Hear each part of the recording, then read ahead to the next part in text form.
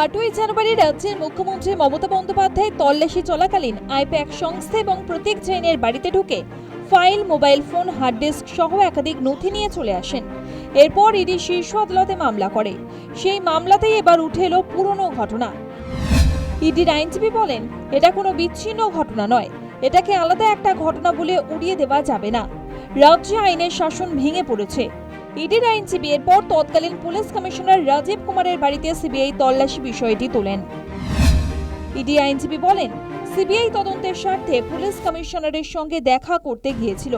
তখনও মমতা বন্দ্যোপাধ্যায় বিশাল পুলিশ বাহিনী নিয়ে গেটে বসে পড়েন। অন্য একটি ঘটনায় মমতা বন্দ্যোপাধ্যায় দলবল নিয়ে সিবিআই অফিসে প্রবেশ করেন এবং বাইরে থেকে ঢিল ছোড়া হয়। এরপর আইপ্যাক মামলার প্রসঙ্গ টেনে ইডির আইনজীবী বলেন, মুখ্যমন্ত্রী যখন হঠাৎ করে ঢুকে পড়েন তখন ডিজিপি এবং পুলিশ কমিশনার কি করছিলেন? উল্লেখ্য, সেদিন মুখ্যমন্ত্রীর সঙ্গে ছিলেন ডিজিপি রাজীব কুমারও। এরপর ইডির আইনজীবী বলেন, ওই পুলিশ কমিশনারকে সাংসদ করা হয়েছে। নাগরিক হিসেবে ওই ঘটনাগুলি অত্যন্ত উদ্বেগজনক।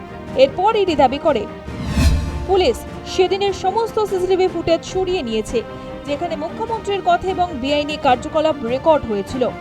বিচারপতি এরপর প্রশ্ন করেন, আপনি নিশ্চিত পশ্চিমবঙ্গে আইনের শাসন একেবারে ভেঙে পড়েছে? কারণ সেটা খুব বড় প্রশ্ন। বুধবার রাজ্য মমতা বন্দ্যোপাধ্যায় এবং রাজীব কুমারের আইনজীবীরা সওয়াল করেন। বৃহস্পতিবার কেন্দ্র এবং ইডির আইনজীবীরা সওয়াল করেন। এরপর কি শীর্ষ আদালত আইপ্যাক মামলার রায় ঘোষণা করবেন? News time.